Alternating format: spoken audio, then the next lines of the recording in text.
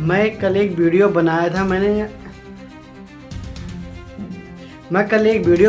मैंने कहा था कि जितने भी कांग्रेस पार्टी के कार्यकर्ता हैं ये बहुत ही अच्छे पढ़े लिखे हैं और बहुत अच्छी तरीके से जवाब देते हैं। इसीलिए मैंने कहा था, क्योंकि जो व्यक्ति इतना पढ़ा लिखा होगा वही ये ऐसा जवाब दे सकता है।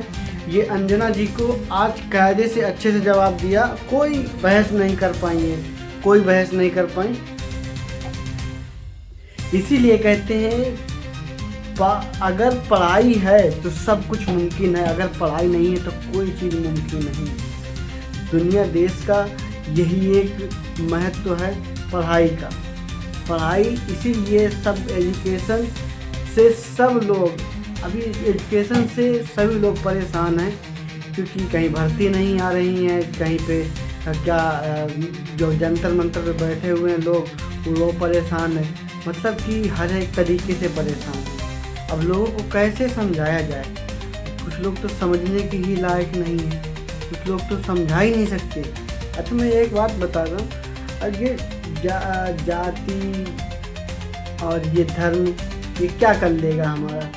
हमें तो उसके लिए वो ही करना चाहिए कि भाई हमें इंसान है, इंसान की मदद करे, ये करना चाहिए।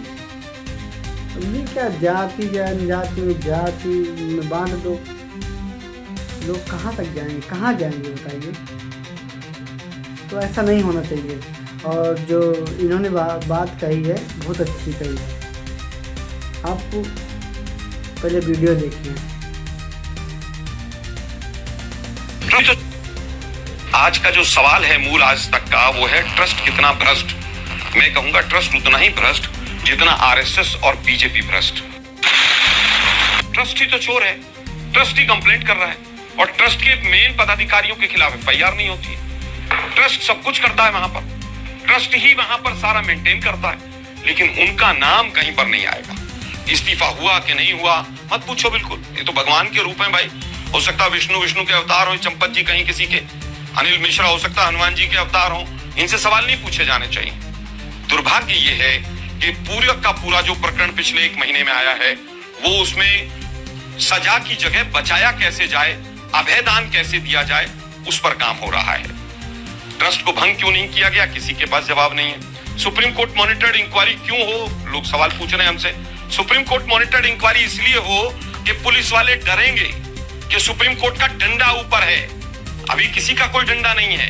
अब तो जो बीजेपी और आरएसएस चाह रही है वैसे जांच करा रही है। आज तक ये ऑडिट रिपोर्ट सार्वजनिक क्यों नहीं हुई है? कोई भी मांग क्यों नहीं करता है?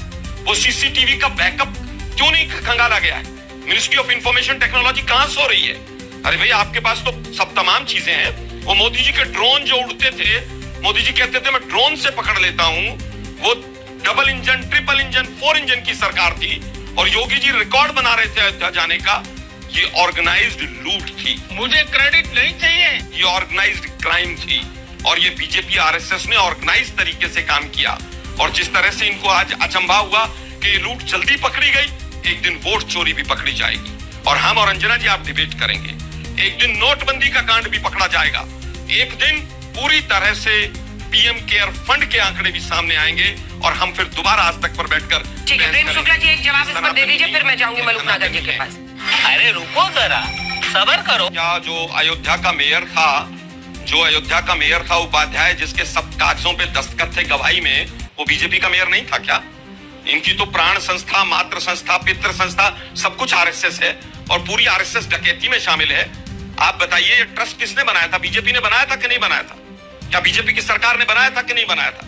बीजेपी ने अपने चाहते लोगों को रखा था कि नहीं रखा था? धोती खोल रहा है। इतनी बेशर्मी के साथ बोल रहे हैं। हम तो साफ साफ पूछ रहे हैं कि एफआईआर लेट क्यों हुई, और मैं उसका उत्तर भी दे रहा हूं। एफआईआर लेट इसलिए हुई कि डकैतों को बचाना था। ब्रजभूषण शरण सिंह जैसे लोग डरे हुए हैं। बाबा बागेश्वर कह रहे पर्ची निकालूंगा मेरा कांड हो जाएगा। लाला रामदेव कौन सी गुफा में छुपे हुए नहीं पता है। एसआईटी बनाई बिना एफआईआर लेट की। जब डकैत पकड़े गए तो डकैतों का पुलिस रिमांड नहीं लिया। पुलिस रिमांड ले लेते तो वो हैंडलर के नाम बता देते। जो बड़े मगरमच्छ नागपुर और दिल्ली बैठे हैं उनके नाम बता देते। वो पुलिस वाले तो 4 घंटे में सब कुछ उगलवा दे, लेकिन तरीका यह है कि बचाया कैसे जाए। मुझे क्रेडिट नहीं चाहिए। गांधी फैमिली को कोस दो, फलाने को कोस दो। अरे 12 साल से आपकी सरकार है, ईडी सीबीआई आपके पास है। राहुल गांधी, सोनिया गांधी, किसी ने गलत किया तो एक्शन क्यों नहीं लिया? केवल आपको 12 साल में प्रिलिमिनरी इंक्वायरी कर पाए और उसमें भी क्लीन चिट मिल गई। दुर्भाग्य ये है कि आप पढ़ते नहीं। क्लीन चिट भी आप ही की सरकार ने दी, आराम से लेने का। मैं तो चाहूंगा कि इन दोनों को सिक्योरिटी दी जाए और सिक्योरिटी में रखा जाए, क्योंकि यही असली डकैत हैं। डकैती मारे गए तो हैंडलर जो बैठे हैं, जैसे आतंकवादियों के हैंडलर पाकिस्तान में बैठते हैं, इन डकैतों के हैंडलर नागपुर और दिल्ली में बैठे हैं। पता चला आतंकवादियों को मरवा दिया और हैंडलर का नहीं पता चला। तो आलोक जी क्या करना है? इनको अरेस्ट करना है या इनको सिक्योरिटी देनी है? अभी पता चले। बिल्कुल अरेस्ट कीजिए इनको। अच्छा शुक्ला जी, आप सीधा रिस्पॉन्ड कीजिए। बस देखिए अंजना जी, करोड़ों करोड़ों की डकैती ये 14-14, 15-15 हजार की तनख्वाह लेने वाले लोग नहीं कर सकते। आप भी समझती हैं, मैं भी समझता हूँ।